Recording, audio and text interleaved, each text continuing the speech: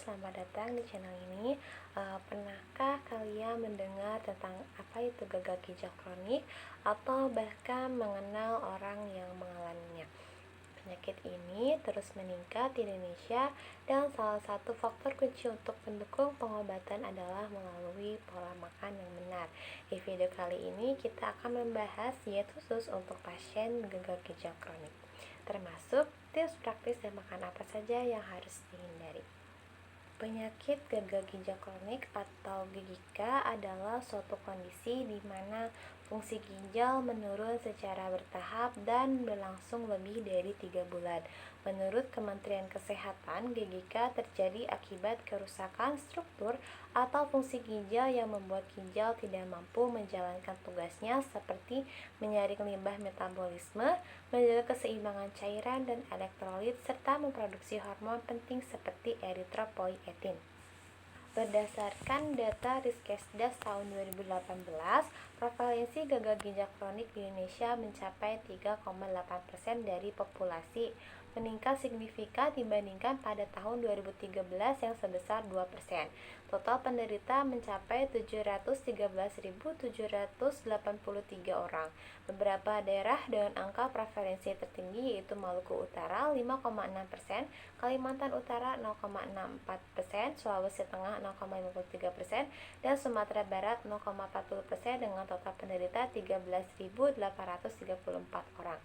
Peningkatan ini dipengaruhi oleh gaya hidup yang kurang sehat seperti konsumsi makanan tinggi garam dan lemak, kurang olahraga, dan kurangnya kesadaran menjaga kesehatan. Pasien dengan kondisi GGK berat sering kali membutuhkan hemodialisis ataupun cuci darah untuk membantu membuang limbah metabolisme dari tubuh. Diet untuk pasien gagal ginjal kronik merupakan salah satu kunci untuk mendukung pengobatan gagal ginjal kronik. Kemudian, kenapa diet itu penting? Karena diet yang tepat bagi pasien bertujuan untuk mengurangi beban kerja ginjal, mengontrol kadar zat berbahaya seperti urea, kreatinin, kalium, dan fosfor, serta menjaga keseimbangan cairan dan elektrolit tubuh. Selain itu, diet harus memastikan kebutuhan nutrisi tetap terpenuhi agar pasien tidak kekurangan gizi. Kemudian, apa saja komponen utama untuk diet pasien gagal ginjal kronik? Yang pertama, dari asupan kalori ataupun energi. Pasien gagal ginjal kronik membutuhkan kalori yang cukup untuk menjaga energi tubuh tanpa memecahkan protein menjadi limbah metabolisme tambahan. Sumber kalori yang harus dihindari itu nasi, mie, jagung, lontong, dan makanan yang berbasis tepung.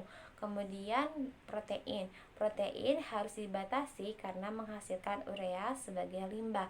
Untuk pasien yang belum melakukan hemodialisis, protein sebaiknya dibatasi sekitar 0,6 sampai dengan 0,8 gram per kilogram berat badan per hari.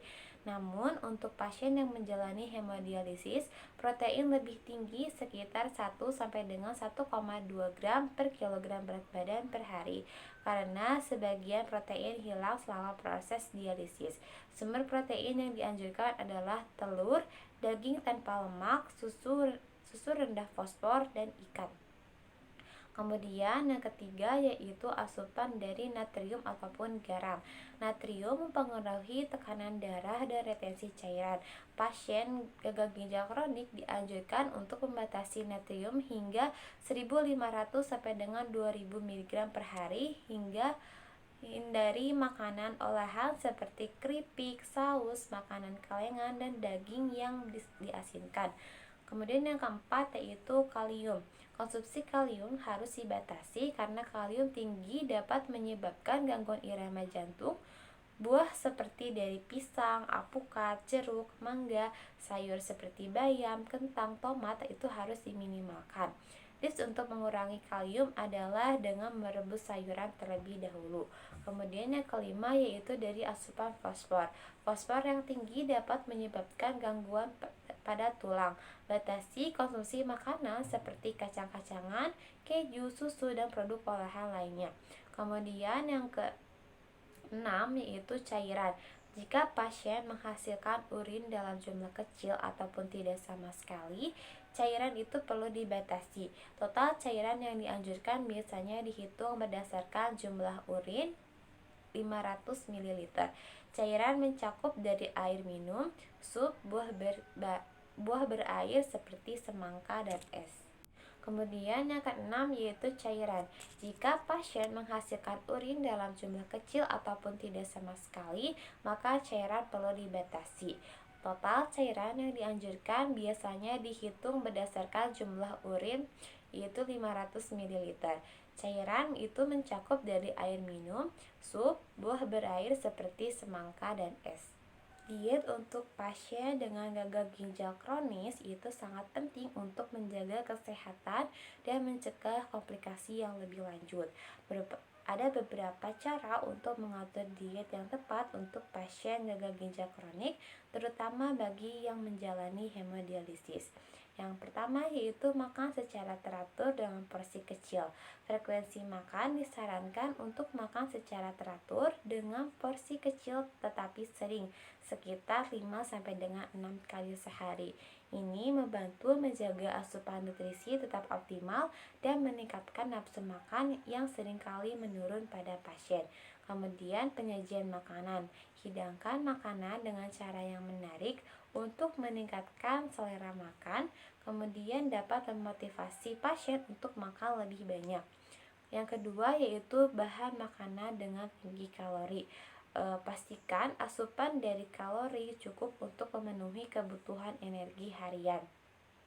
Lemak sehat dapat ditambahkan seperti minyak zaitun atau lemak tidak jenuh lainnya.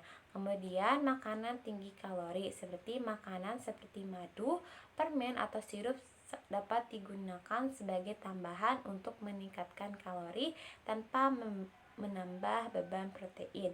Yang ketiga yaitu dengan membatasi makanan yang tinggi kalium. Pengaturan dari kalium, pasien harus membatasi asupan kalium, terutama jika produksi urin berkurang. Kadar kalium yang tinggi dalam darah dapat menyebabkan masalah jantung dan kelemahan otot. Makanan yang harus dibatasi yaitu hindari makanan yang tinggi kalium seperti pisang, jeruk, tomat, kentang, dan sayuran tertentu seperti bayam dan kembang kol. Sebaiknya pilih sayuran dan buah-buahan rendah kalium. Kemudian hindari makanan berkadar kalium tinggi. Kacang-kacangan termasuk tahu dan tempe, durian, alpukat, air kelapa, dan beberapa jenis buah-buahan lainnya harus dihindari jika ingin mengonsumsi sayuran tinggi kalium. Pastikan untuk merendamnya dalam air hangat sebelum dimasak untuk mengurangi kadar kalium. Kemudian jika produksi urin berkurang, maka dilakukan pembatasan cairan. Jika produksi urin berkurang dari 400 ml per hari, penting untuk membatasi asupan cairan dari makanan dan minuman. Ini termasuk memperhatikan jumlah atau masakan yang berkuah yang dikonsumsi. Kemudian dari pengelolaan masakan, sebaiknya dibuat dalam bentuk tidak berkuah seperti ditumis, dikukus, ataupun dipanggang untuk membantu mengontrol asupan cairan.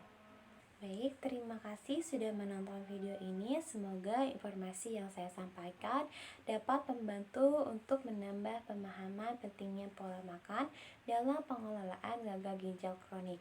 Jika merasa video ini bermanfaat, jangan lupa untuk like, share, dan subscribe channel ini. Sampai jumpa di video berikutnya.